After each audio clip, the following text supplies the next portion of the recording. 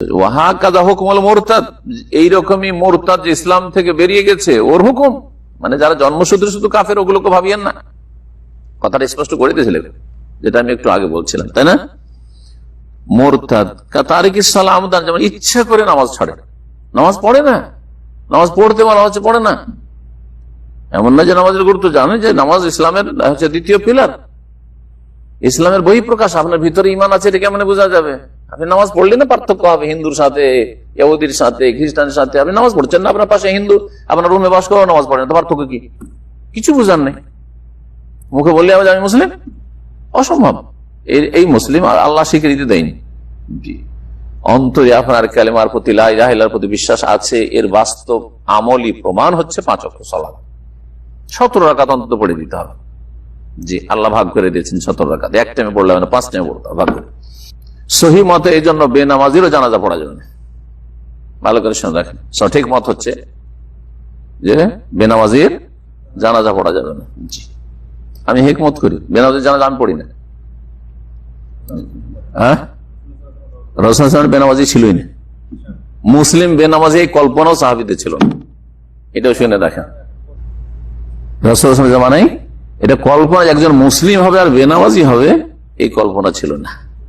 জি, মুসলিম মুনাফিক হইতে পারে, মদিনায় মুনাফিক ছিল, তারাও নামাজ পড়তো, অলসতার সাথে নামাজ পড়তো। কোরআনে বলা হয়েছে ওয়াইদা কামু ইলা সালাতে কামু কুসালা, নামাজে দাঁড়াই তো আসতো, কিন্তু অলসই, হ্যাঁ, কোন খুশু নেই, আগ্রহ নেই, বিশ্বাস নেই, ধোঁকা দেওয়ার জন্য মুসলিম সমাজে বাস করতে হবে সেই জন্য। আর আজকাল জাতিতে মুসলমান, আমি মুসলিম না তো কি, হিন্দুর বাচ্চা, আরে এত বড় দাবি, আরে নামাজ নেই। তো মুরতাদের জানাজা নেই। ও সাহিবুল বিদাতিল মুকাফফিরা, আর এমন বিদাতকারী যে বিদাত মানুষকে কাফের মুশরিক বানায়, যেমন কবরকে, যেমন বললাম সিজদা করা, বা জাদুতে বিশ্বাসী হওয়া।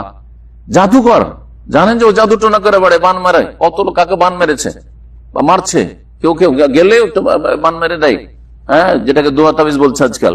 হ্যাঁ, এক শ্রেণী গুমরারা, দোয়া তাবিজ না, এটা জাদু, সেহের। সাহের হচ্ছে কাফের, জাদুকরের জানাজা পড়া যায় নয়। এইরকমই যে কোনো বড় বিদাত, মানে শিরকি আকীদা যারা রাখে, তাদের জানাজা পড়া ওই অবস্থায় যদি মারা যায় জায়েজ নাই। এইসব যেসব বিদাতি মোল্লারা যারা বলে যে আল্লাহর ওলিরা দিতে পারে, যাদের বক্তা, যেসব বক্তাদের ইন্টারনেটে ছড়িয়ে আছে, আর আল্লাহর ওলিরা এই ক্ষমতা রাখে সেই ক্ষমতা রাখে, এদের জানাজা পড়া জায়েজ নাই। কারণ এর প্রমাণ হাতে নাতে আছে যে এরা এটা বলছে।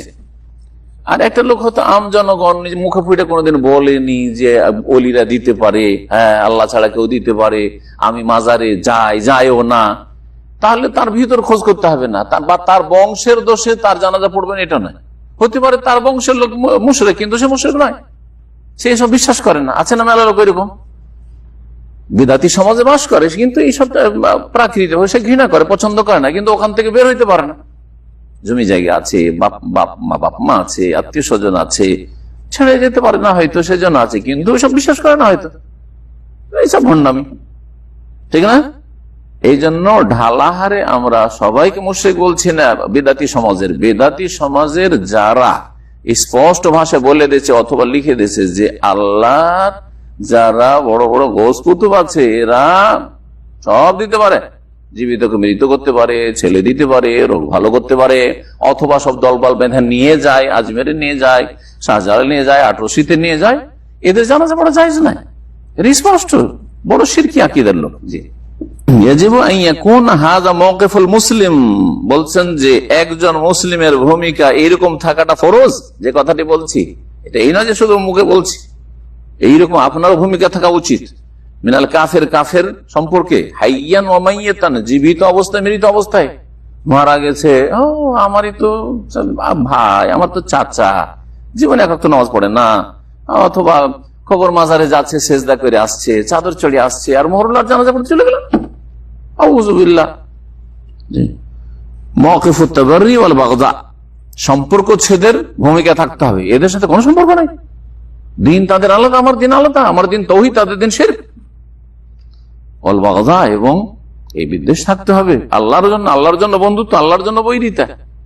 সে আল্লাহকে ভালোবাসেনি, গোসকে তো ভালোবেসে আল্লাহর কাছে চাইনি, আল্লাহ বলছে উদুনি, আমাকে ডাকো, ইয়া গোস ইয়া মদত করতে দিয়েছে।